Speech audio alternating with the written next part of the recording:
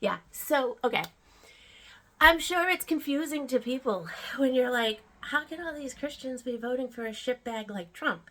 And I'll tell you why. Because they just use Jesus' name in their religion, but they don't follow any of his teachings.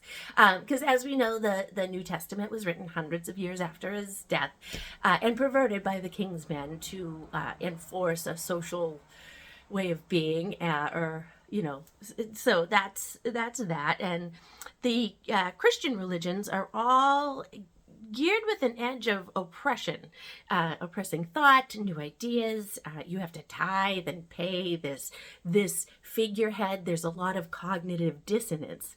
So that's exactly why they voted for Trump, because they never followed Jesus. He's their Jesus because of what they've been like very subconsciously taught. The message through Christian teachings is, you just believe what doesn't make sense.